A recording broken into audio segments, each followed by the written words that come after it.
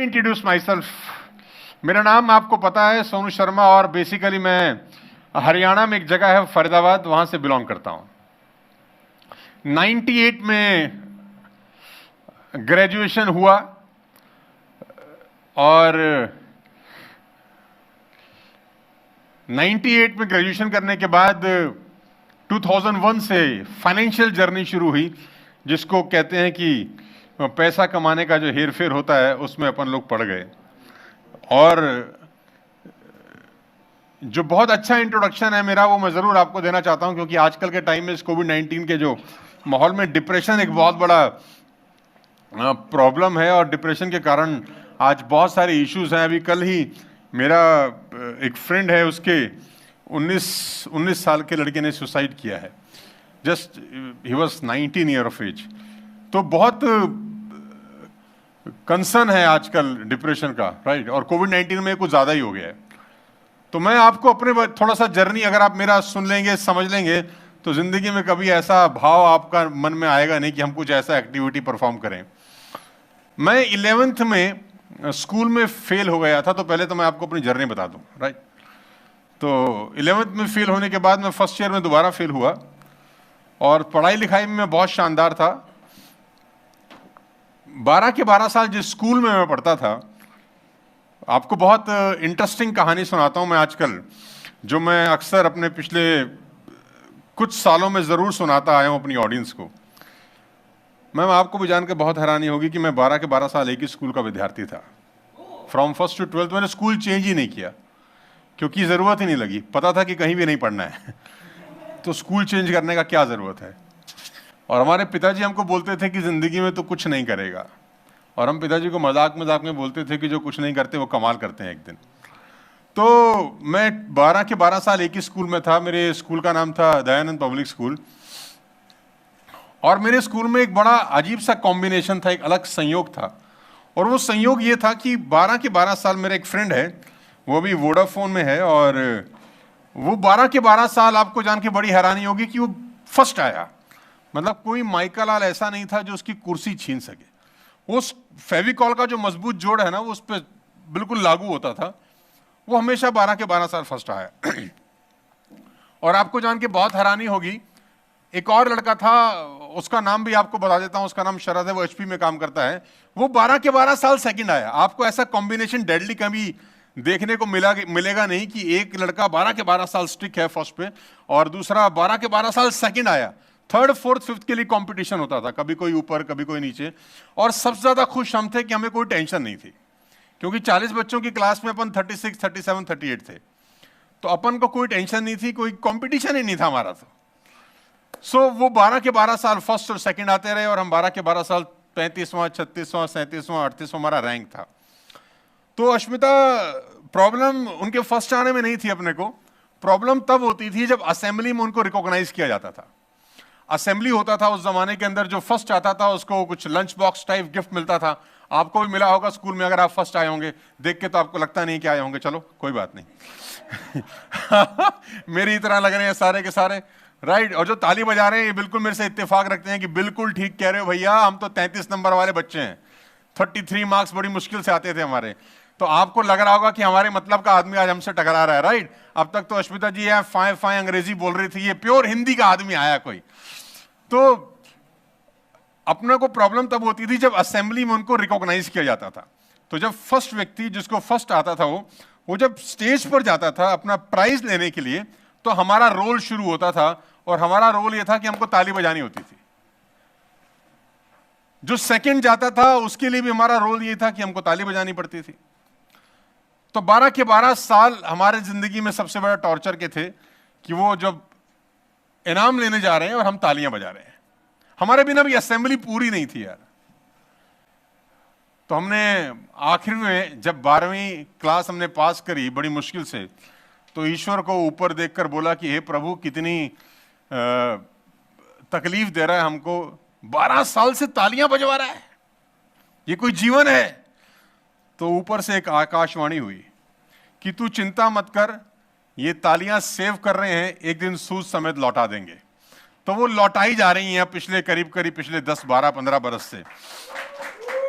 तो टेंशन, अगर आप स्कूल में एवरेज स्टूडेंट है तो टेंशन लेने की जरूरत नहीं है। जब हमारा लाइफ सेट हो सकता है तो आपका भी सेट हो सकता है। तो आज कुछ इंपॉर्टेंट डिस्कशन मैं आप सबसे करूंगा। हो सकता है आज का जो टॉपिक है, आज की जो इंफॉर्मेशन है, आपकी लाइफ में एक बहुत बहुत हेल्पफुल हो। आप में से कितने दोस्त ऐसे हैं, ईमानदारी से मैं क्वेश्चन पूछूंगा आप सबसे, जितने भी लोग यहां पर भी बैठे हैं, आप सबसे। अब आपको, आपके लिए भी सेशन है, राइट? तो हम लोग इंटरेक्ट करेंगे आपस में। आप मुझे देखकर कितने, आप लोग मुझे बड़े खुश लग रहे हैं ना, कितने प्रसन्न हैं, देखो हंस रहे हैं, मुस्कुरा रहे हैं। आप सब लोग भी स्क्रीन पर कितने मुस्कुरा रहे हैं। ऐसा लगता है आपको साला जिंदगी में कोई टेंशन ही नहीं है ना? कोई कोविड-19 तुम्हारे लिए आया ही नहीं है, ऐसा लग रहा है मुझे। कोविड-19 किसी और दुनिया में आया, तुम्हारे चेहरे मुस्कुराते हुए देख रहा हूं मैं, ऐसा लग रहा है किसी को कोई टेंशन ही नहीं है। अच्छा, टेंशन है कि नहीं है? दिल से बताना। देखो, अच्छा, झूठ बोलोगे पाप चढ़ेगा, और मेरे से झूठ तो बिल्कुल मत बोलना। मैं ब्राह्मण आदमी हूं, श्राप दे दूंगा, घर में बच्चे पैदा होने बंद हो जाएंगे। साफ साफ बोलना, अपने को सच सच बोलना। टेंशन है कि नहीं है जिंदगी में? रेज योर हैंड्स, हाथ उठाएं और बताएं कि हाँ भाई, जिंदगी में टेंशन है यार, प्रॉब्लम है, तकलीफ है, फाइनेंशियल इश्यूज हैं, फैमिली इश्यूज हैं, इमोशनल इश्यूज हैं। ये सब इश्यूज हैं कि नहीं है लाइफ में? आप लोगों की लाइफ में है कि नहीं है? कुछ ना कुछ इश्यूज चल रहे हैं ना, प्रॉब्लम। सबको प्रॉब्लम है कुछ ना कुछ। तो मेरे पास अगले 5 मिनट के अंदर आपकी सारी समस्याओं का समाधान है, और गारंटी के साथ कह सकता हूं, इन द नेक्स्ट 5 मिनट्स आपकी सारी प्रॉब्लम्स जड़ से खत्म हो जाएंगे। आपको कोई प्रॉब्लम ही नहीं रहने वाला। आप कितने लोग ऐसे हैं जो चाहते हैं मैं वो फॉर्मूला बताऊं जिससे आपकी सारी problems in the next 5 minutes हमेशा के लिए खत्म हो जाए? चलो मैं देखते हैं कितने लोग हाथ उठाते हैं यार। अरे सब सब सब सब लोग चाहते हैं प्रॉब्लम खत्म हो जाए। सब लोग चाहते हैं प्रॉब्लम खत्म हो जाए। बहुत टेंशन है सर, ये प्रांजल लिख रहे हैं, टेंशन बहुत होती है सर। अरे बाप रे बाप। तो इन द नेक्स्ट 5 मिनट्स मैं कुछ ऐसा आपको बताने वाला हूं जिससे आपकी सारी समस्याएं जड़ से खत्म हो जाएंगी, राइट? तो वो क्या है? आज से करीब करीब 3 बरस पहले, 3 इयर्स बैक, मेरा प्रोग्राम था दिल्ली में। एक स्टेडियम है जिसको बोलते हैं त्यागराज स्टेडियम। वहां पर करीब 10,000 लोगों का लाइव ऑडियंस है जो मेरा वेट कर रहा था। मेरा ड्राइवर गाड़ी ड्राइव कर रहा था, गूगल मैप में हमने वो एड्रेस पंच किया और गूगल मैप आपको ले जा रहा है। और कभी कभी गूगल मैप आपसे बहुत बदमाशी करता है, राइट? वो आपको ऐसे छोटी सी गली मोहल्ले में घुसा देता है जहां पर ट्रैफिक बहुत होता है। कभी कभी फंस जाते हैं आप ना, वो प्यारी सी आवाज आ रही होती है ना, आफ्टर 100 मीटर टेक राइट, साला फंसा देती है कभी कभी वो। हम स्टक हो गए एक ऐसी जगह पे जहां पर आजू बाजू में इतना जाम था, और मुझे ऐसा लग रहा था कि यह बहुत मुश्किल है कि मैं राइट टाइम पे वहां रीच कर सकूं। और आदत शुरू से यह है मेरी कि मैं 5 मिनट पहले आना पसंद करता हूं। तो मुझे यह था कि आज फंस गए यार, आज लेट हो गए अपन। स्टक हो गया कार, इधर से व्हीकल, बाइक, ऑटो, रिक्शा, ये वो स्टक हो गया, चौक हो गया पूरा का पूरा रास्ता। अब अपने को जाना था वो प्रोग्राम देने जहां पर 10,000 लोग वॉज वेटिंग फॉर मी। अचानक जब रोड पूरा बंद था तो मेरा जो नजर था, मेरा जो निगाह था, वो राइट साइड पे गया। मैंने कर्टन नीचे किया अपने गाड़ी का, तो मैंने देखा एक कब्रिस्तान था वहां पर।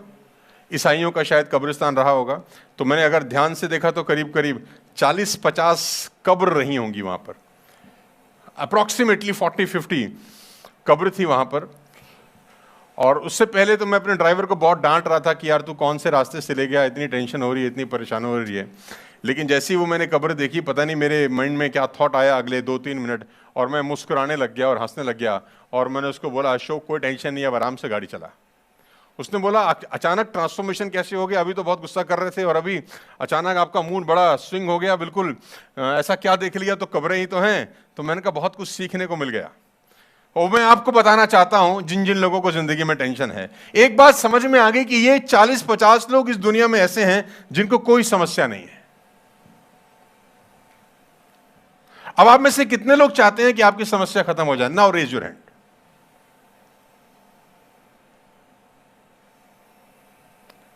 समझ तो आ गया होगा तुमको, क्यों ठाकुर?